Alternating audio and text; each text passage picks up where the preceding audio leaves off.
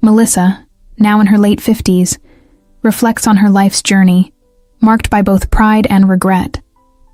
Married to Elias, who is 6 years her junior, Melissa lives with the weight of unspoken grievances. They met through her younger sister, who attended college with Elias. This connection, although pivotal in her life, now casts a shadow over her marriage. Melissa and Elias have 2 children, both independent and with families of their own. Growing up in a financially constrained household, Melissa was compelled to terminate her education after junior high school, despite her love for learning. At the time, the internet was a luxury yet to become widespread, and opportunities were limited. She took on the responsibility of supporting her family, sacrificing her educational aspirations so her sister could attend college, a sacrifice that allowed her sister to thrive and graduate from an elite university. Elias, who prides himself on his college education, often belittles Melissa for her limited schooling during their arguments. He's currently unemployed, a fact he conceals by demeaning Melissa's educational background, claiming her only achievement is a middle school diploma. This ongoing disrespect has taken its toll on Melissa, who, despite her significant contributions and sacrifices, feels undervalued and unhappy in her marriage. Their relationship reaches a breaking point during a heated argument, where Elias cruelly suggests Melissa should be grateful for the duration of their marriage and hints at a divorce. He mockingly questions if she intends to remarry, specifically to her sister, revealing his insecurities and disregard for her feelings. The confrontation ends with Elias storming out in anger, leaving Melissa in a state of shock and contemplation about her future and her self-worth. When Melissa and Elias first met, he never hinted at the arrogance that his education would later justify. Their marriage began blissfully, especially when they welcomed their first daughter, marking the peak of Melissa's happiness. However, as time passed, the joy she once felt began to wane. Traditionally, it was common for women to leave their jobs upon marriage, focusing instead on home and children. Melissa was prepared to embrace this role, especially when she became pregnant with their first child. But Elias had other expectations, despite his willingness to quit his job after their son was born. He never supported Melissa becoming a full-time housewife as she had hoped. Instead, he expected her to juggle full-time work with all the household chores and child-rearing responsibilities. Struggling under the dual burdens of her job and domestic duties, Melissa hoped that Elias would at least contribute financially. However, 8 months after he left his job, with no signs of returning to work, the financial strain and her workload grew unbearable. Melissa finally confronted him, suggesting it was time he found a job. Elias's response was dismissive and arrogant, belittling her because of her educational background and asserting his superiority due to his university degree. He claimed the privilege of choosing whether to work, but confessed that he found no job appealing enough to pursue. Despite his academic credentials from a prestigious university, Elias showed no initiative in supporting their family financially, reducing his degree to nothing more than a decorative piece. Frustrated, Melissa implored him to at least help with family responsibilities, but he retorted rudely, insisting that childcare and housework were her duties since she was the mother. His lack of support and respect made Melissa feel trapped. In their era, divorce was stigmatized, not just for the individuals directly involved, but also for their children, who could become targets of gossip and societal backlash. However, now that their children were grown and independent, Melissa began to reconsider her situation. She contemplated whether enduring the unhappy marriage was worth avoiding the social repercussions of divorce. With the children out of the picture, perhaps it was time to think about what was best for her own well-being. Melissa pondered the idea of divorce with a mixture of apprehension and optimism. Approaching retirement, she wondered if parting ways with her husband at this stage in her life was a wise decision. The mere thought of it, however, seemed to brighten her future prospects.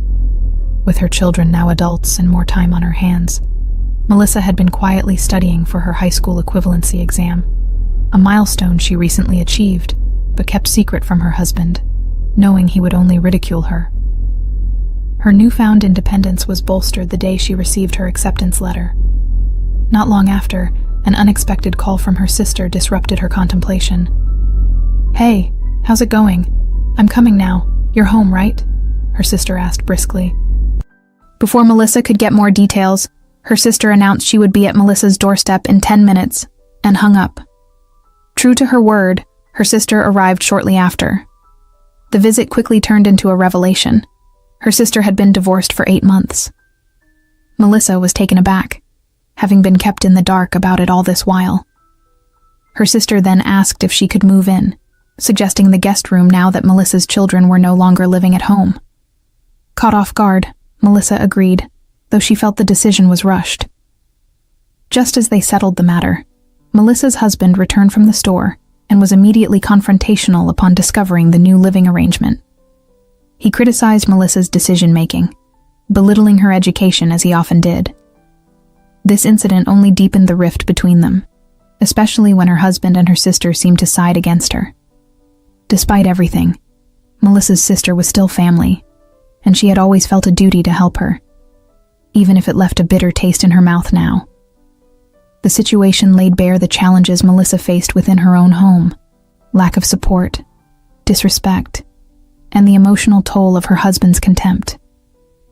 It underscored her growing realization that her happiness and sense of self-worth might only be reclaimed away from the shadows of her current marriage. After that, my life took a new turn. I began sharing my home with Aita, and to my dismay, neither she nor Elias contributed to the household.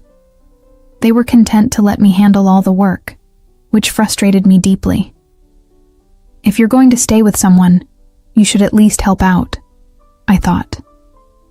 But neither seemed inclined to lift a finger, whether in terms of chores or finances. It wasn't long before I noticed an unsettling closeness between Aita and Elias. Their behavior towards each other raised suspicions. They seemed more like lovers than in-laws. Determined to uncover the truth, I hired a private investigator. The results confirmed my worst fears. They were indeed having an affair. This revelation was the last straw. I discussed the situation with my children, who supported my decision to divorce. With their backing, I felt a resolve firm within me, free of any regrets. I decided to wait for the opportune moment to initiate the divorce proceedings. During this turbulent time, I was inspired to pursue a new challenge. While working as a janitor at a law firm, I learned of an employee who passed the bar exam at the age of 59. His story ignited a spark within me, and I began studying for my law degree, determined to make a significant change in my life. The day of my retirement finally arrived, and I returned home to find Elias and Aita wearing smug smiles. Elias wasted no time in confronting me. "You're retired now, right? That means you're unemployed. How are you going to support yourself? You're just a middle school graduate. I'm done carrying the burden of an old woman. Pack your things and leave. Be grateful for the years we've been married," he jeered. His tone was sharp, and his intent was clear. He wanted a divorce, possibly to be with Aita. They laughed at the situation, thinking they had the upper hand. Elias taunted me further, suggesting that the only way he would reconsider his harsh stance was if I begged him on my knees. Calmly, I replied, "That won't be necessary." Their laughter faded as they realized I was not devastated by his words. Instead, I was empowered, ready to move forward with my plans for a new beginning in law and a life free from their deceit and manipulation. Deciding to end my marriage upon retirement had always been part of my plan, so when the moment finally came, I was prepared. I smoothly pulled the divorce papers from my bag, catching Elias and Aita off guard, their mouths agape in disbelief. "Please, let's make this quick. I'm ready to leave," I said, calmly asserting my decision. Aita stammered, "How come you're the one with the divorce papers?" "Because I've been planning this. I knew if I was ever going to get a divorce, now would be the right time," I explained. changing my clothes for the last time in what had been our shared home. I urged Elias, "Hurry up, let's get this done." Elias reluctantly signed the divorce papers, visibly upset by my determined attitude.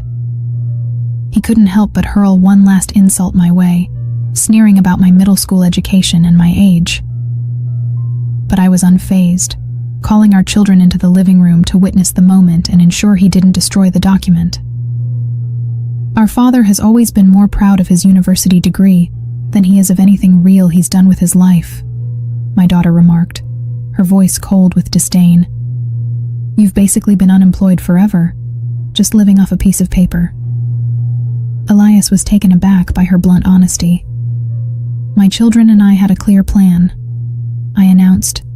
"I have proof of the affair, so you'll be paying alimony." With the paperwork finalized, my children and I left the house. Surprisingly, Elias managed to muster the alimony payment, likely borrowing from some dubious sources given his financial instability. With the divorce settled and freedom in hand, I turned my focus entirely to my studies. I continued working part-time as a cleaner and dedicated myself to my law studies. After 4 intense years, not only did I graduate from law school, but I also passed the bar exam, achieving my dream of becoming a lawyer. To celebrate this incredible journey, my children, accompanied by their families, threw me a joyous little party. It was a moment of triumph over adversity, a testament to the strength I had gathered through years of struggle and perseverance. Life had become wonderful for me, a testament to hard work and resilience. Yet, it seems true that the past often catches up, seeking redemption or relief. That's exactly what happened when my ex-husband, Elias, unexpectedly showed up at my new home, desperate and in tears. Outside my door, he pleaded, "Please help me. Aliyah doesn't work, and we're out of money." It was hard not to see the irony. Once proud and disdainful, now reduced to seeking help from the very person he had underestimated and mocked. I remember confronting him sharply. "You always claimed you'd be something great because of your college, yet here you are with nothing. You're just trying to win me over with your sob story. Don't be ridiculous. You're the same man who called me a middle school crazy 8. As I spoke, a mix of vindication and pity stirred within me. "And now, you come asking for money from the very person you ridiculed. It's almost hilarious," I continued, the irony bitter on my tongue. Elias seemed confused when I mentioned my work. "You work? I thought you were just a janitor," he said, still clinging to his old perceptions. "Yes, I do work. I used to be a janitor at a law firm, but now I clean my own desk," I replied with a wry smile, revealing a deeper truth about my journey. As I left him at the door, secured by a chain, I showed him my lawyer badge, a symbol of my achievements and independence. He froze, utterly stunned. "Never underestimate the length of life you can achieve if you don't give up. Keep following me like this, and we'll see each other in court," I warned him sternly, then shut the door with a decisive clack. After that encounter, Elias never approached me again. Aliyah tried once, but a similar dismissal ensured she too stayed away. They, educated yet utterly unprepared for life's real challenges, continued on their downward spiral, while I moved forward. This chapter of my life closed with a strong sense of justice and accomplishment. My children, fully supportive, stood by me, and we all hoped for continued fulfillment and respect in our lives. Hard work and perseverance can indeed turn any tide, and as my life story unfolds, it serves as a testament to never giving up, no matter the odds.